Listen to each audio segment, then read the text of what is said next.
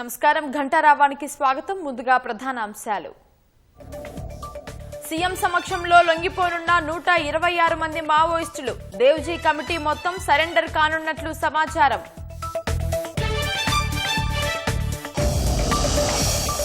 ఉత్తమ చిత్రం రాజు వెడ్స్ రాంబాయ్, ఉత్తమ దర్శకుడిగా సాయిలు. గద్దర్ అవార్డుల్లో ఈటీవీ విన్ అవార్డుల పంట.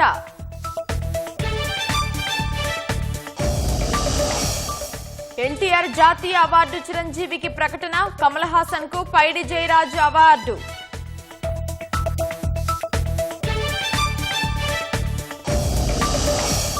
నేపాల్లో కొనసాగుతున్న ఓట్ల లెక్కింపు. ఘన విజయం దిశగా దూసుకెళ్తున్న ఆర్ఎస్పీ.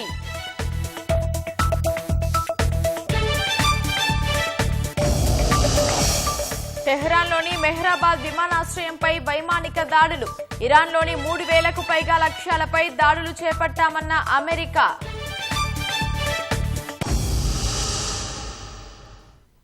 తెలంగాణ గద్దర్ 2025 చలనచిత్ర అవార్డులను జ్యూరీ ప్రకటించింది. తొలుత ప్రత్యేక పురస్కారాలను వెల్లడించారు. అనంతరం ఉత్తమ చిత్రాలు, నటుడు, సాంకేతిక నిపుణులకు అవార్డులు ప్రకటించారు.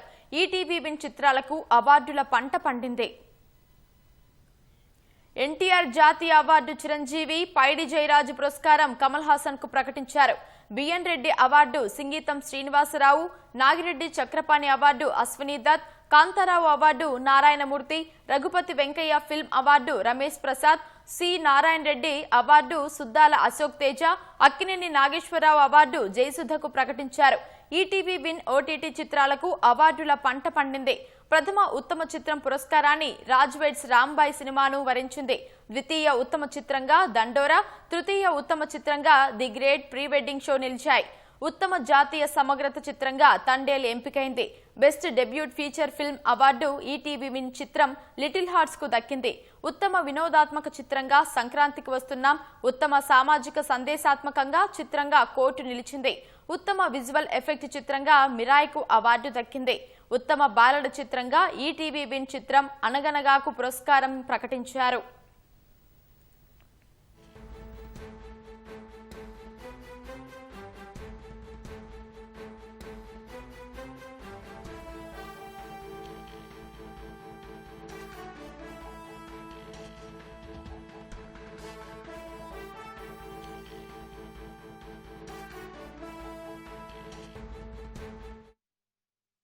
First best feature film Raju weds Rambai. Director Shri Venu Udugula producer Sailu, Shri Sailu. Director Akhil Raj hero and Tejaswini Rao heroine. దానికి Raju weds Rambai first best feature film gold. Second best feature film Dandora. Muppaneni Ravindra Banerjee. Producer Murali Kanth Devasoth. Director and actor Nandu, heroine Mounika Chikila. So second best feature film Dandora. Third best feature film the great pre wedding show. Producer Sandeep, director Shri Rahul Srinivas, actor Shri Thiruveer, heroine Tina Sravya. Best feature film on national integration film goes to Thandel. Producer Allu Aravind garu and Uday Srinivas, directorate Chandu Mondeti. Best feature film on environment Igwa. ఈ సినిమాకి total jury members చాలా యునానిమస్గా appreciate చేశారు. So Igwa అనే సినిమా best feature film on environment Shri Purnachand Bhattu and director Shri V K Raju. అలాగే best debut feature film director Shri Sai Marthan, little hearts. And best wholesome entertainment film M Prabhakar Reddy ఉత్తమ ప్రజాదరణ చిత్రం గోస్ టు సంక్రాంతికి వస్తున్నాం. Producer Sirish, director Shri Sri Anil Ravipudi. Their film on social messaging quote goes to quote. Prashanti and Nani, producers. Ram Daksh, director. Best special effects film goes to Mirai. And best children's film Anaganaga.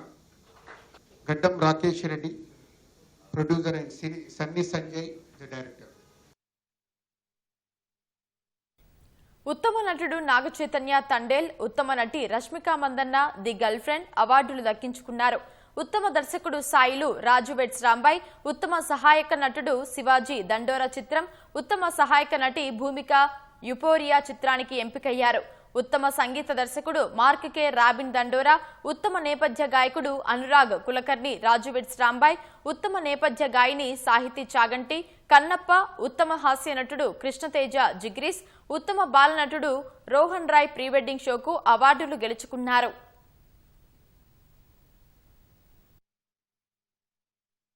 And individual awards for artists and technicians. Best director goes to Sailu Raju Vets Rambai.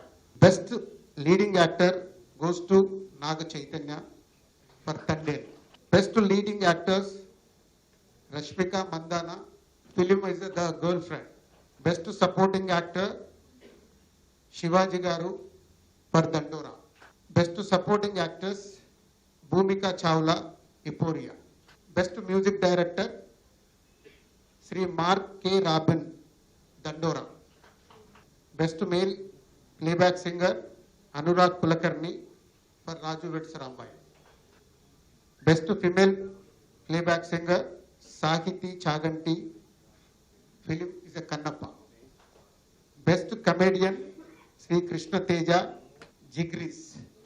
Best child artist Master Rohan Rai, The Great Pre-Wedding Show, film. Best story writer Gunashekar Garu for Iporia. Best screenplay writer Sri Anil Ravipudi Garu for Sankrantiki Vastunam. దివంగత ప్రజా గాయకుడు గద్దర్ పేరిట ప్రభుత్వం Gaddar film awards ను ప్రవేశపెట్టింది. 2025 జనవరి 1 నుండి December 31 వరకు CBFC ద్వారా సర్టిఫికేట్ పొందిన సినిమాలకు 17 విభాగాల్లో అవార్డులు ప్రకటించారు. ఉగాది పండుగ రోజైన మార్చి 19న తెలంగాణ ఫిల్మ్ డెవలప్మెంట్ కార్పొరేషన్ ఆధ్వర్యంలో అవార్డులు ప్రదానం చేయనున్నారు.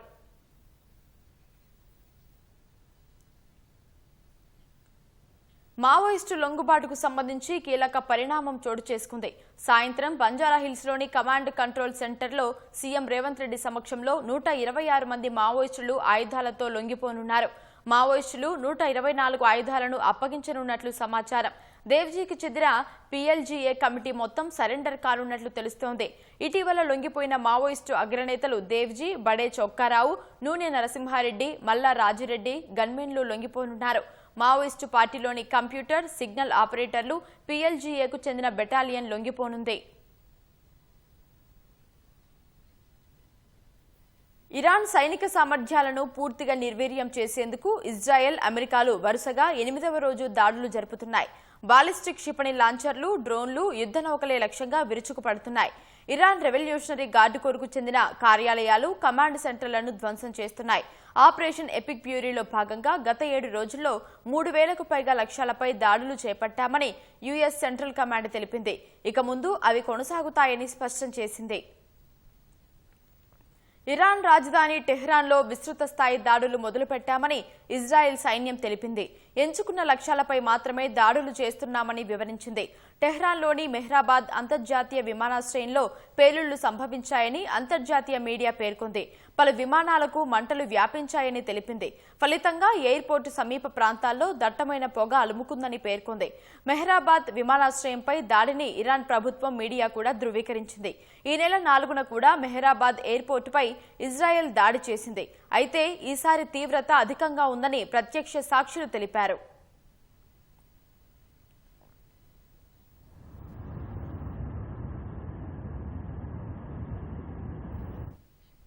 ఆపరేషన్ ఎపిక్ ప్యూరీలో భాగంగా గత వారం రోజుల్లో ఇరాన్లోని 3,000కు పైగా లక్ష్యాలపై దాడులు చేపట్టామని యుఎస్ సెంట్రల్ కమాండ్ ఎక్స్లో వీడియో పోస్టు చేసింది.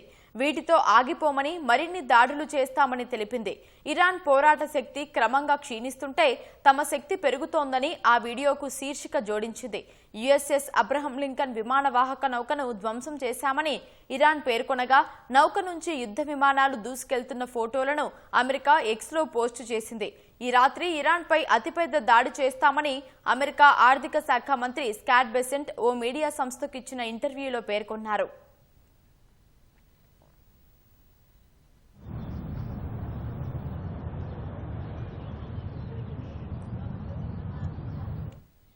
లెబనాన్లో హెజ్బొల్లా మిలిటెంట్ సంస్థపై ఇజ్రాయెల్ దాడులు కొనసాగుతున్నాయి. బెకా ప్రాంతంలో ఇజ్రాయెల్ జరిపిన వైమానిక దాడిలో 3 మృతి చెందగా 16 మంది గాయపడ్డారు. సిరియా లెబనాన్ సరిహద్దులో ఇజ్రాయెల్ దళాలు హెజ్బొల్లా మిలిటెంట్ల మధ్య ఘర్షణ జరిగినట్లు తెలిసింది. ఇన్నాళ్లు ఇజ్రాయెల్ సైన్యం దక్షిణ లెబనాన్లోనే భూతల దాడులు చేపట్టింది. తాజాగా ఉత్తర వైపునకు దాడులను విస్తరించింది.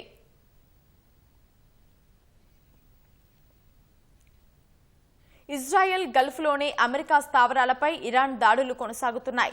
తన రక్షణ సామర్థ్యం క్షీణిస్తున్నా మోస్తరు స్థాయిలో ప్రతిదాడులు చేస్తోంది. ఇజ్రాయెల్ అమెరికాకు మద్దతుగా ఐరోపా దేశాలు రణరంగంలోకి ప్రవేశిస్తే తీవ్ర పరిణామాలు ఉంటాయని ఇరాన్ హెచ్చరించింది. ఇజ్రాయెల్ దిశగా ఇరాన్ అనేక క్షిపణులను ప్రయోగించింది. సెంట్రల్, దక్షిణ ఇజ్రాయెల్లోని అనేక నగరాల్లో ఎయిర్ రైడ్ సైరన్లు మోగాయి. టెల్ అవీవ్, జెరూసలేంలో ప్రజలను అండర్ గ్రౌండ్ షెల్టర్లకు తరలించారు. ఇరాన్ క్షిపణి దాడిని ఇజ్రాయెల్ సైన్యం ధృవీకరించింది. మెజారిటీ క్షిపణులను గగనతలంలోనే అడ్డుకున్నామని ఐడీఎఫ్ తెలిపింది. ఎలాంటి ప్రాణనష్టం సంభవించలేదని వెల్లడించింది.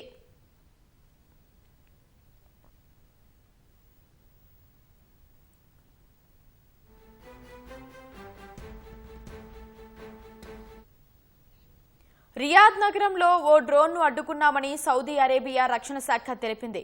ఎడారి ప్రాంతంలో మరో 4 డ్రోన్లను నేలకూల్చామని వెల్లడించింది. అల్ఖర్జ్ నగరంలో ఉన్న ప్రిన్స్ సుల్తాన్ వైమానిక స్థావరం దిశగా దూసుకొచ్చిన ఒక బాలిస్టిక్ క్షిపణిని గగనతలంలోనే పేల్చివేశామని వివరించింది. దుబాయ్లో డ్రోన్ శకలాలు పడి స్వల్ప ఆస్తి నష్టం జరిగింది. దుబాయ్ అంతర్జాతీయ విమానాశ్రయం సమీపంలో దాడులు జరిగినట్లు వార్తలు రాగా అధికారులు వాటిని తోసిపుచ్చారు. ప్రజలందరూ సురక్షిత ప్రాంతాలకు వెళ్లాలని బహ్రెయిన్ అంతర్గత వ్యవహారాల మంత్రిత్వ శాఖ సెల్ ఫోన్లకు సందేశాలు పంపించింది.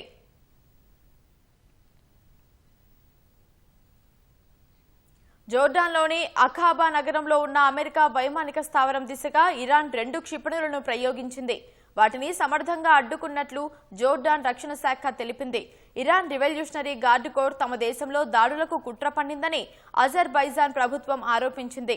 వివిధ ప్రాంతాల్లో 3 పేలుడు పదార్థాలను తమ భద్రతా సిబ్బంది గుర్తించి వాటిని నిర్వీర్యం చేశారని తెలిపింది. బాకు బిలిసి సెహైన్ ఆయిల్ పైప్ లైన్ ను పేల్చివేసేందుకు ఇరాన్ కుట్ర పన్నిందని అజర్బైజాన్ మీడియా పేర్కొంది. ఇరాన్పై తమ సైన్యం అద్భుతంగా పోరాడుతోందని అమెరికా అధ్యక్షుడు డొనాల్డ్ ట్రంప్ తెలిపారు. శ్వేత సౌధంలో క్రీడలపై జరిగిన రౌండ్ టేబుల్ కాన్ఫరెన్స్ లో పాల్గొన్న ఆయన ఇరాన్ నాయకత్వం కారణంగా దశాబ్దాల పాటు అనేక మంది ఎన్నో ఇబ్బందులు పడ్డారని చెప్పారు. భవిష్యత్తులో మళ్లీ అలాంటి ఘటనలు ఉండకూడదనే ఇరాన్పై సైనిక చర్య చేపట్టినట్లు ట్రంప్ వెల్లడించారు. Iran were doing very well. Somebody said, "How would you score it from 0 to 10?" I said, "I'd give it a 12 to a 15. Their army is gone, their navy is gone, their communications are gone, their leaders are gone. 2 sets of their leaders are gone. They're down to their 3rd set. Their air force is wiped out entirely. Think of it. They have 32 ships. All 32 are at the bottom of the ocean. Right now, we're a country that's more respected than we've ever been respected before." నేపాల్లో సార్వత్రిక ఎన్నికల ఓట్ల లెక్కింపు కొనసాగుతోంది. బాలేంద్ర షా నేతృత్వంలో కొత్తగా ఏర్పడిన రాష్ట్రీయ స్వతంత్ర పార్టీ ఘన విజయం సాధించే దిశగా దూసుకెళ్తోంది. నేపాల్ ఎన్నికల కమిషన్ డేటా ప్రకారం ఆర్ఎస్పీ 27 స్థానాల్లో గెలుపొందగా 97 చోట్ల ఆధిక్యంలో ఉంది. కాఠ్మాండు జిల్లాలో 10 స్థానాలు గెలిచి క్లీన్ స్వీప్ చేసింది. నేపాలీ కాంగ్రెస్ 5 స్థానాల్లో విజయం సాధించగా 10 చోట్ల ఆధిక్యంలో కొనసాగుతోంది. మాజీ ప్రధాని కేపీ శర్మ ఓలీకి చెందిన కమ్యూనిస్ట్ పార్టీ ఆఫ్ నేపాల్ ఒక స్థానంలో గెలుపొందింది. నేపాల్ పార్లమెంట్లోని ప్రజాప్రతినిధుల సభలో మొత్తం 275 స్థానాలుండగా వాటిలో 165 స్థానాలకు ఈ నెల 5న ప్రత్యక్ష ఎన్నికలు నిర్వహించారు. మిగతా 110 స్థానాలకు దామాషా ప్రాతిపదికన ఎన్నిక నిర్వహించారు. బాలేంద్ర షా నేతృత్వంలోని గతేడాది నేపాల్లో జంజీ ఉద్యమం జరిగింది. హైదరాబాద్ లో గ్రేప్స్ ఫెస్టివల్ కి వేలైంది. ఇవాళ శ్రీ కొండా లక్ష్మణ్ తెలంగాణ ఉద్యాన విశ్వవిద్యాలయం పరిధిలోని రాజేంద్రనగర్ ద్రాక్ష పరిశోధన స్థానం ప్రాంగణంలో ద్రాక్ష మేళా ప్రారంభం కానుంది. సువిశాల పరిశోధన క్షేత్రంలో స్వయంగా ద్రాక్ష ప్రేమికులు కలియ తిరుగుతూ పండ్లు రుచులు ఆస్వాదించేందుకు యూనివర్సిటీ ఏర్పాట్లు చేసింది. వ్యవసాయ అనుబంధ ఉద్యాన రంగానికి రేవంత్ సర్కార్ పెద్దపీట వేసిన నేపథ్యంలో ద్రాక్ష పంట సాగుకు పూర్వ వైభవం తీసుకురావాలన్న లక్ష్యంతో పనిచేస్తున్నామంటున్న ఉద్యాన విశ్వవిద్యాలయం ప్రధాన శాస్త్రవేత్త డాక్టర్ సురేష్ రెడ్డితో మా ప్రతినిధి మల్లిక్ ముఖాముఖి. ఎప్పుడా అని ఎదురు చూస్తున్న ద్రాక్ష ఫెస్టివల్ రానే వచ్చేసింది. రాజేంద్ర నగర్లోని ద్రాక్ష పరిశోధనా కేంద్రంలో జరుగుతున్న ఈ ఫెస్టివల్కి ఈ నగరవాసులు పోటెత్తనున్నారు. ప్రస్తుతం మనతో శ్రీ కొండా లక్ష్మణ్ ఉద్యాన విశ్వవిద్యాలయం ప్రధాన శాస్త్రవేత్త సురేష్ రెడ్డి మనతో ఉన్నారు. సార్ నమస్కారం. ఈ యొక్క గ్రేప్ ఫెస్టివల్ యొక్క ముఖ్య ఉద్దేశం ఏంటి, ఎలాంటి ఏర్పాట్లు చేశారు? ముఖ్యంగా మనకు ద్రాక్ష అనేది మనకు భారతదేశంలో పుట్టినిల్లుగా హైదరాబాద్ ప్రాంతం అని చెప్పుకోవచ్చు. ఇక్కడ మనము చూసుకున్నట్టయితే 1890 అంటే 1890లోనే మనకు అప్పటి నిజాం ప్రభుత్వంలో నిజాం గారైన ఖాన్ అబూబాకర్ గారని అప్పుడు మనకు ఈ ద్రాక్షని యూరోప్ కంట్రీస్ నుంచి అంటే మనకు ఫ్రాన్స్ నుంచి మొక్కలు తీసుకొచ్చి ఇక్కడ నాటడం జరిగింది. ఆ మొక్కలు దాదాపు మనకు ఒక 15-20 ఏళ్ళ తర్వాత మంచిగా పెరిగి మనకు ద్రాక్ష పండ్లు ఇవ్వటం జరిగిందనమాట. దాన్ని వాళ్ళు అభివృద్ధి చేసి వారి సంస్థానంలో ఉండే శంకర్ పిల్లై గారని అంటే అతను ప్రముఖ హార్టికల్చరిస్ట్ దానికి ఒక పేరు ఇవ్వటం జరిగిందనమాట. అదే అనాబీ షాయి అనే రకం అనమాట. ఆ అనాబీ షాయి అనేది మనకు భారతదేశంలో మొట్టమొదటి ద్రాక్ష రకంగా చెప్పుకోవచ్చు. అప్పటి నుంచి ప్రారంభమైన ప్రస్థానము అంటే 1956లో ఈ ద్రాక్ష పరిశోధన స్థానం అనేది స్థాపించబడింది. ఈ ద్రాక్ష పరిశోధన స్థాపించబడినాక ముఖ్యంగా దాదాపు ఒక 40-45 ఏళ్ళ వరకు కూడా అనాబిషాయియే మనకు భారతదేశంలో ముఖ్యంగా హైదరాబాద్ పరిసర ప్రాంతాల్లో మనకు ఈ తోటలు అనేది దాదాపు 30-35 వేల ఎకరాల్లో రైతులు సాగు చేశారనమాట. ఇక మనకు ఈ ద్రాక్ష పరిశోధన స్థానం విషయానికి వస్తే గడిచిన 2 సంవత్సరాల నుంచి మనకు గ్రేప్ ఫెస్టివల్ అంటే మనకు ద్రాక్ష మేళా అనేది నిర్వహించడం జరుగుతుందన్నమాట. ఈ మేళా యొక్క ముఖ్య ఉద్దేశం ఏంటి, ఎన్ని రకాలు ఈ క్షేత్రంలో కొలువుదీరాయి? ముఖ్యంగా మనకు ఈ ద్రాక్ష పరిశోధన స్థానంలో ఉన్న 60 రకాలలో మనం 4 కేటగిరీలుగా విభజించడం జరిగింది. అంటే మనకు table purpose, juice purpose, resin purpose, coloured varieties. ఈ కలర్డ్ వెరైటీస్ అనే వాటిలలో ముఖ్యంగా మనకు ఈ మధ్యకాలంలో కన్జ్యూమర్స్ అంటే మనకు వినియోగదారులు అనేది ఎక్కువగా ఆకర్షించబడి ఈ ద్రాక్ష ఫెస్టివల్కి రావటం జరుగుతుంది. మనకు కలర్డ్ వెరైటీస్లో red globe, fantasy seedless, crimson seedless అనేవి మనకు ప్రధానమైన రకాలు. ఈ 60 రకాలలో కూడా మనకు జ్యూస్ వెరైటీస్లో కూడా మనకు మాంజరి మెడికా, మాంజరి శ్యామ అనే రకాలు కూడా బాగా ప్రాచుర్యం పొందాయి. ముఖ్యంగా మనకు ఈ ద్రాక్ష ఈ గ్రేప్ మేళాలో ఏమవుతుందంటే ఇక్కడ మనకు వేలంలో తీసుకున్న గుత్తేదారు ఏం చేస్తాడంటే అందరినీ ఇక్కడ అంటే మనకు వీకెండ్స్లో ముఖ్యంగా శని ఆదివారాల్లో వినియోగదారులని ఇక్కడికే వచ్చిన వినియోగదారులని వారికి ఇష్టమైన పండ్లని అంటే ఇష్టమైన రకాన్ని అంటే మనకు ఈ 60 రకాలలో కూడా మనకు నేను చెప్పినట్టు coloured varieties, juice, wine varieties, table వెరైటీస్లో వాళ్ళకు నచ్చిన వెరైటీ అంటే వాళ్ళు తిని చూసి ఈ వెరైటీ నచ్చింది అనుకుంటే ఆ వెరైటీ మాత్రం వాళ్ళు తెంపుకొని అంటే వాళ్ళకి ఎన్ని కావాలంటే కిలో, 2 కిలోలు, 3 కిలోలు తెంపుకొని తీసుకోవటం జరుగుతుంది. గడిచిన 2 సంవత్సరాల నుండి చూసుకున్నట్టయితే వీకెండ్స్లో అంటే శని ఆదివారాల్లో చూసుకున్నట్టయితే దాదాపు 20-30 వేల మంది వినియోగదారులు ఇక్కడికి రావటం జరుగుతుంది. ముఖ్యంగా మనకు రెడ్ కలర్డ్ వెరైటీస్ అనేది బాగా ప్రాచుర్యంలోకి వచ్చాయండి. మన భారతదేశంలో ఎక్కడైనా ఇలాంటి గ్రేప్ మేళాలు జరుగుతున్నాయా, ఒక హైదరాబాద్లోనే జరుగుతున్నాయా? ఈ గ్రేప్ ఫెస్టివల్ అనేది భారతదేశంలో చూసుకున్నట్టయితే ఇక్కడ మాత్రమే జరుగుతుంది. ముఖ్యంగా మనకు ఇక్కడ గమనించినట్టయితే 60 రకాల వెరైటీస్ ఉన్నాయన్నమాట. ఈ గ్రేప్ ఫెస్టివల్ అనేది గవర్నమెంట్ ఇన్స్టిట్యూట్స్లో ఇది ఒకటి మాత్రమే మేము నిర్వహిస్తున్నామండి. ఇక ప్రైవేట్గా మాత్రము నాసిక్లో కానీ బెంగళూరులో కానీ వైన్ యార్డ్స్లో wine tourism, wine resorts, wine hotels అనేవి ఉన్నాయి.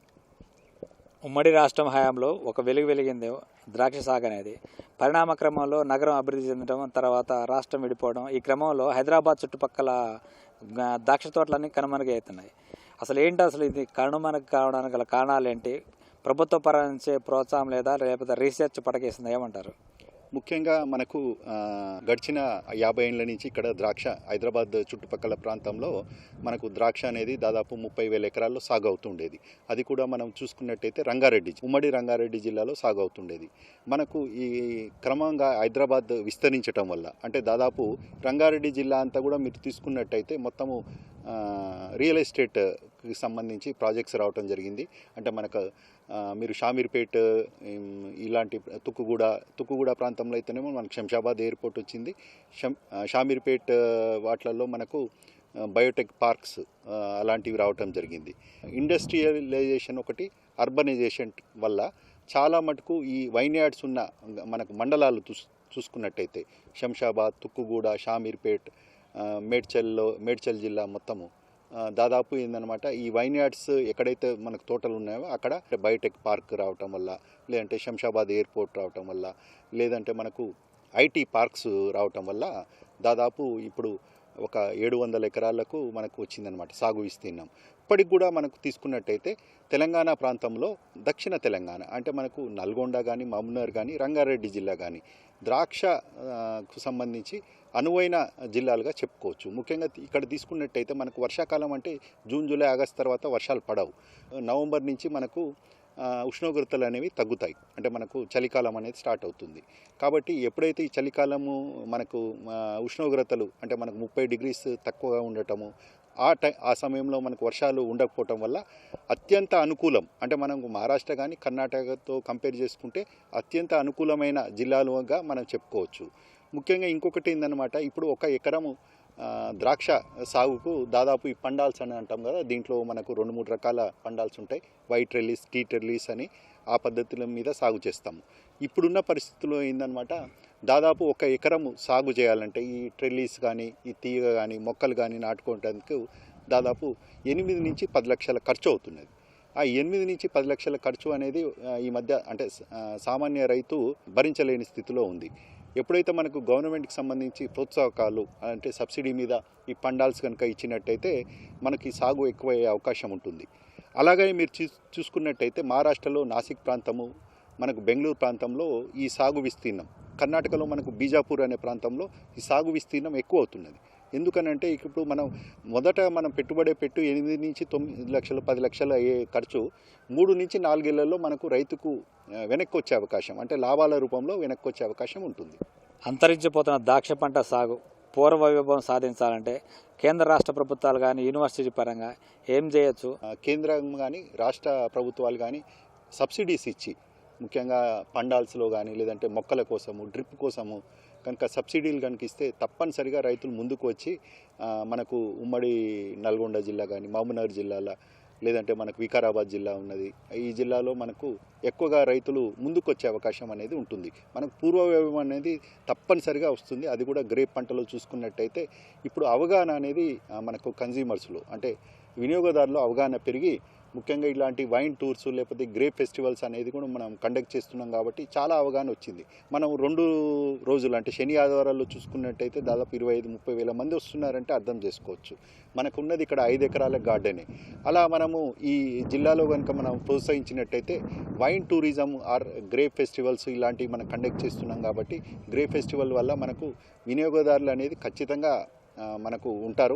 కాబట్టి మనకు మనం ఎక్కడికో ఎక్స్పోర్ట్ చేయాల్సింది, లేదంటే ఇతర రాష్ట్రాలకు పంపించాల్సిన అవసరం లేదు. కాబట్టి మనకు కొద్దిగా ప్రోత్సాహకాలు ఇస్తే గవర్నమెంట్ తరపున డెఫినెట్గా మనకు పూర్వ వైభవం అనేది తెలంగాణలో ఎస్పెషల్లీ మనకు హైదరాబాద్ చుట్టుపక్కల జిల్లాల్లో వస్తుందండి. గ్రేప్ ఫెస్టివల్కి సంబంధించి అన్ని ఏర్పాట్లు చేసిన దృష్ట్యా రాష్ట్రంలో రాబోయే రోజుల్లో పెద్ద ఎత్తున రైతులను ప్రోత్సహించినట్టయితే మరింత మంది రైతులు ముందుకొచ్చి ద్రాక్ష పంట సాగు చేసే అవకాశం కనిపిస్తుంది. అంటే అంతర్జాతీయంగా కూడా పెద్ద డిమాండ్ ఉన్న దృష్ట్యా రైతులు సాగు చేసినట్టయితే విదేశాలకి ఎగుమతి చేసుకోవచ్చు. అలాగే దేశీయంగా కూడా మనకి మంచి డిమాండ్ ఉంది. తద్వారా రైతులు మంచి ఆదాయాలు పొందవచ్చు అని చెప్పి శాస్త్రవేత్త సురేష్ రెడ్డి చెప్తున్నారు. కెమెరామెన్ రమేష్తో కలిసి మల్లిక్, ఈటీవీ న్యూస్, హైదరాబాద్. నేటి యువత సోషల్ మీడియాలో క్రేజ్ కోసం ఊహించని రీతిలో స్టంట్లు చేస్తోంది. ఇన్స్టాగ్రామ్ రీల్స్, యూట్యూబ్ షార్ట్స్ కోసం ప్రాణాలకు తెగించి సాహసాలు చేస్తున్న వారి సంఖ్య రోజురోజుకు పెరుగుతోంది. ఈ ప్రమాదకర ధోరణిపై Hyderabad police commissioner V C Sajjanar తీవ్ర ఆందోళన వ్యక్తం చేశారు. సోషల్ మీడియాలో లైక్లు, వ్యూస్ కోసం యువత రైలు పట్టాలపై రీల్స్ చేయడం, నడుస్తున్న రైలు తలుపుల వద్ద వేలాడుతూ విన్యాసాలు చేయడం వంటి పనులు చేస్తున్నారని, వీరు చేసే చిన్న పొరపాటు ప్రాణాలను తీయడమే కాకుండా నమ్ముకున్న కుటుంబాన్ని రోడ్డున పడేస్తుందని యువతను సిపి హెచ్చరించారు. నడుస్తున్న రైలుకు వేలాడుతూ వీడియోలు తీయడం రైల్వే చట్టాల ప్రకారం నేరమని ఎక్స్ వేదికగా సిపి సజ్జనార్ వెల్లడించారు. డేరా సచ్చా సౌదా చీఫ్ వివాదాస్పద మత గురువు గుర్మిత్ రామ్ రహీం సింగ్ కు పంజాబ్, హర్యానా హైకోర్టులో ఊరట లభించింది. పాత్రికేయుడి హత్య కేసులో నిర్దోషిగా ప్రకటించింది. ఈ విషయాన్ని డేరా బాబా తరఫు న్యాయవాది వెల్లడించారు. సిర్సాలోని డేరా ప్రధాన కార్యాలయంలో మహిళలపై జరుగుతున్న లైంగిక దాడుల గురించి రామచందర్ ఛత్రపతి అనే జర్నలిస్టు పూరా సచ్ అనే పత్రికలో ఓ కథనం రాశారు. ఈ నేపథ్యంలో 2002లో గుర్తు తెలియని వ్యక్తులు ఆయన్ను కాల్చి చంపారు. ఈ కేసులో డేరా బాబా పాత్ర ఉన్నట్లు తేల్చిన సిబిఐ ప్రత్యేక న్యాయస్థానం 2019లో ఆయనను మరో ముగ్గురిని దోషులుగా పేర్కొంటూ జీవిత ఖైదు విధించింది. 2017లో అత్యాచారం కేసులో డేరా బాబాకు 20 ఏళ్ల శిక్ష పడింది. ప్రస్తుతం ఆయన రోహతక్ జైలులో శిక్ష అనుభవిస్తున్నారు. సింగూరు డ్యాం ముంపు ప్రాంతాల్లో సిరుల పంటలు పండుతున్నాయి. కట్ట మరమ్మతు కోసం డ్యాంలోని నీటిని ఖాళీ చేయడంతో నిత్యం ముంపులో ఉండే నేలలు బయటకు తేలాయి. అవకాశాన్ని అందిపుచ్చుకున్న ముంపు భూముల రైతులు శనగ, ఆలు, జొన్న, బఠానీ, నువ్వుల వంటి ఆరుతడి పంటలు పండిస్తున్నారు. మరోవైపు డ్యాంను నమ్ముకుని చెరుకు సాగు చేసిన రైతులు నష్టపోతున్నామని వాపోతున్నారు. ముంపు బాధితులుగా ఏదో తోచిన పని చేసుకుని బతుకుతున్న రైతులకు అనుకోకుండా కాలం కలిసొచ్చింది. నిత్యం నీళ్ల కింద మునిగి ఉండే భూములు డ్యాం ఖాళీ చేయడంతో పసిడి పంటలకు నెలవయ్యాయి. సింగూరు డ్యాం కట్ట మరమ్మతుల కోసం నీళ్లు ఖాళీ చేయడంతో సంగారెడ్డి జిల్లాలోని ముంపు రైతులకు కొత్త అవకాశం అందింది. నారాయణఖేడ్, జహీరాబాద్, ఆందోళ్ నియోజకవర్గాల్లోని వేలాది ఎకరాల్లో శనగ, ఆలు, జొన్న, బఠానీ, కుసుమ వంటి ఆరుతడి పంటలు పండిస్తున్నారు. గాల్లోని తేమతోనే పంటలు పండుతాయి. ఎరువులు, పురుగుమందుల వినియోగం సైతం అవసరం లేకపోవడంతో తక్కువ పెట్టుబడులతో మంచి దిగుబడులు సాధిస్తున్నారు. ఈ సింగూరు నీళ్ళు పోయిన వలన ఈ శనిగలు, కుసుమలు, లంకలు వేసిరు ఇప్పటికైతే బాగున్నాయి. అక్కడున్న రైతులంతా కూడా అక్కడ శనగలు, సిరిశెనగలు, కుసుమ పంటలు, ఆలుగడ్డ ఇలాంటి కలిపి రకాల పంటలు అనేవి వేయడం జరిగింది. ఇలాంటి కలిపి రకాల పంటలు వేసుకుంటూ ఈ అన్ని కూడా పప్పు దినుసులు పంటలన్నీ కూడా మనకి నత్రజని అనేది భూమికి అందిస్తూ ఉంటాయి కాబట్టి ఆ భూసారం అనేది పెరుగుతూ ఉంటుంది. కాబట్టి ఇట్లా పంటల మార్పిడి అనేది కూడా చేసుకుంటూ మనము రైతులు ఇట్లా సాగు చేసుకున్నట్లయితే ఎంతో కొంత పంట మన చేతికి వస్తుంది అన్న ఉద్దేశం ఒకటి ఉంటుంది. కాబట్టి అట్లాంటి రైతులను కూడా చూసి మనం ముందుకు వెళ్తున్న ఏవైతే మండలాలు ఉన్నాయో, గ్రామాలు ఉన్నాయో కొంచెం అలాంటి పంటలు కూడా వేసుకుంటూ సాగు చేసుకోవాలని నేను కోరుకుంటున్నాను. ఈ ఏడాది వానాకాలంలో భారీగా వర్షాలు కురిశాయి. కర్ణాటకలోనూ భారీగా వానలు కురవడంతో మంజీరాలోకి పెద్ద ఎత్తున వరదలు వచ్చాయి. భారీగా నీరు చేరినప్పటికీ కట్టకు ముప్పు ఉందని నిపుణులు ఆందోళన వెలిబుచ్చడంతో అందులోని నీటిని దిగువన ఉన్న నిజాంసాగర్ ప్రాజెక్టులోకి వదిలారు. ఇదే అదునుగా భావించిన రైతులు ముంపు భూముల్లో పంటలు సాగు చేపట్టారు. నారాయణఖేడ్, జహీరాబాద్, ఆందోళ్ నియోజకవర్గాల్లో వేలాది ఎకరాల్లో శనగ, జొన్న, సిరిశెనగ వంటి పంటలు సాగు చేశారు. అయితే డ్యాంను నమ్ముకుని చెరకు సాగు చేసిన రైతులు మాత్రం నష్టభయంలో ఉన్నారు. త్వరగా కట్టకు మరమ్మతులు చేయాలని కోరుతున్నారు. నీళ్ళు ఇవ్వడం వల్ల చెరుకులకు వాటికి ఇబ్బంది అయింది. డ్యామ్ రిపేర్ ఉండడం వల్ల ఇప్పుడు శనగలు భూమిలో నీళ్ళు పోవడం, చెరువులో నీళ్ళు పోవడం వల్ల చెల్లిన పంటలకు శనగలు, జొన్నలు, కుసుమలు, లంకలు అవి పెట్టడం జరిగింది. తొందరగా కట్ట రిపేర్ చేస్తే అందరికీ అవకాశం ఉంటుంది. చెరుకులు అవి పండించుకున్న రైతులు నష్టపోయారు.